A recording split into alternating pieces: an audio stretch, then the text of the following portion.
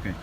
So we're at the auction site. As I had said on an earlier video, it's always wise to come down and take a look. So people are paying just crazy prices at auctions today. The auction that I have been going to using online has obviously been discovered, and people get emotionally involved in these auctions and they start paying prices that are just ridiculous. Uh, I finally quit bidding at what I consider to be retail for a van, actually two different vans. Uh, and Kelley Blue Book gives you always, if you look at Kelley Blue Book compared to NADA Blue Book, the Kelley Blue Book is always going to give you a higher value. And I quit bidding when I reached the Kelley Blue Book values. The NADA values for these same vehicles show them being worth significantly less. And the truth is, people just were willing to pay crazy, stupid prices. There are a few lessons to learn about auctions, which over the years I've learned. Number one, on these online auctions, if they allow you to pre bid, never, never, never pre bid. There are exceptions, and in my case, I placed an early low pre bid just to make sure my bidder number would work so that when the actual auction comes, that I was sure that I could make a bid if I saw something that I really thought was a good deal. And as it turned out, my bidder number didn't work, and they had all the wrong information. And despite the theory that you can update it all online, they have the forms, the computer just wasn't making the changes, and it wasn't placing my bid. So it was good that I pre bid when I knew the values were really low and I knew that somebody sure was going to overbid me. Well, that was good to do a kind of a test bid. But if you pre-bid otherwise, all you're doing is driving the price up, and they love this. So now we're in the pre-bid phase, pre-auction phase, and that's where you can put a bid on, and then somebody can bid a little more, and then somebody can bid a little more. But we haven't come down to the final countdown. And so by the time you get to the final countdown, people have gotten crazy with their bids and end up way overbidding.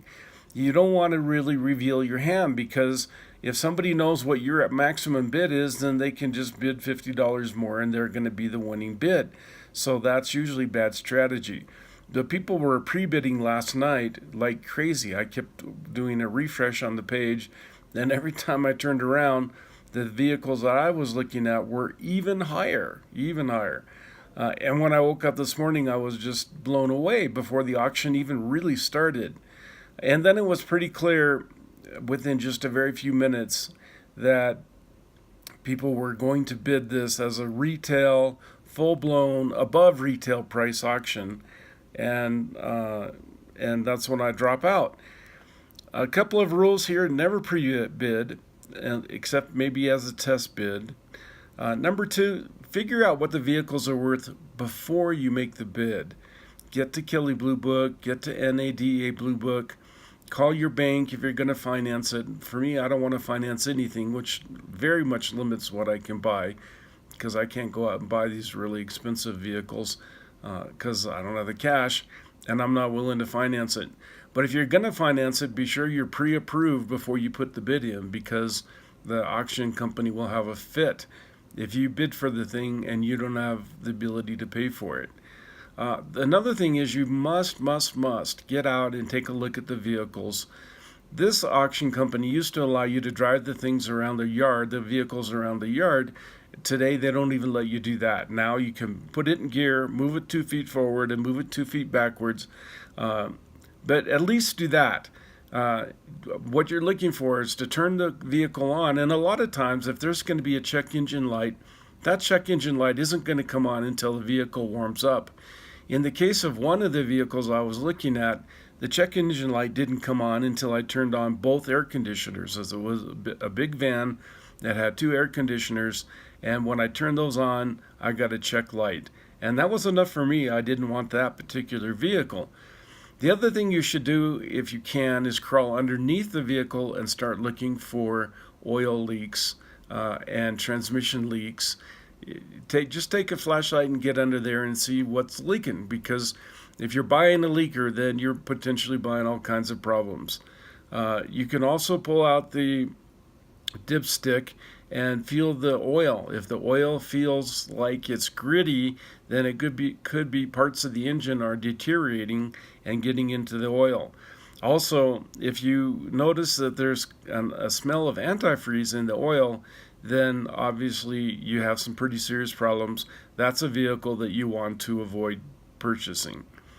Well, anyway, so the long and short of it is I'm still looking for a vehicle that I can buy to do stealth RV urban camping, and then also I'd love to travel and would take it on the road.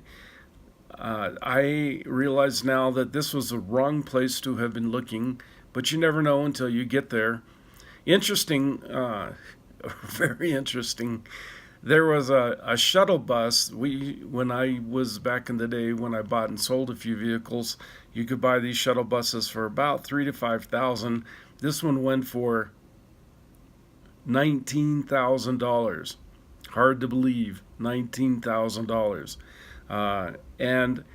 But its companion, a school bus, went for $3,000. If I was buying and selling vehicles, that would have been a very good buy. That school bus, I could have sold it for $5,000 to $7,000 very easily. But it was the only vehicle in all of the vehicles in the entire auction I saw that was actually a deal, and everything else was selling for way above. For example, they had a Dodge van, and I looked at it. It was sitting next to the other vans. I was kind of mildly interested in it. It really isn't big enough to do what I want to do, but in a pinch, maybe it would work. I Kelley Blue Booked it, and I NADA Blue Booked it. The value was about $900 to $1,000, and the thing sold for $3,100. People, if you're going to go to a vehicle auction, know what the values are, because you kind of ruin it for everybody. People that want to get a decent deal can't get a decent deal, and somebody gets really stuck. And I hate to see people get stuck too high a price in vehicles. It's sad. Then you get the thing back and you find out it has mechanical problems, and you're into the vehicle for what a car dealer would have put you into a vehicle for. The difference is you can always call a car dealer board. After an auction, that's it. You bought it. It's yours. You should have known better. You have absolutely no recourse. So lots of lessons learned. Some auctions are really dishonest auctions. They know vehicles are bad, and there are ways to make a vehicle look good, even though it's bad, and then you get it home and you find out that it really has some serious problems. And you get to learn which auctions do that and which ones don't. This particular auction has a pretty good reputation. They sell a lot of equipment for the cities and the counties, and they don't want to be selling stuff and then having the bad reputation.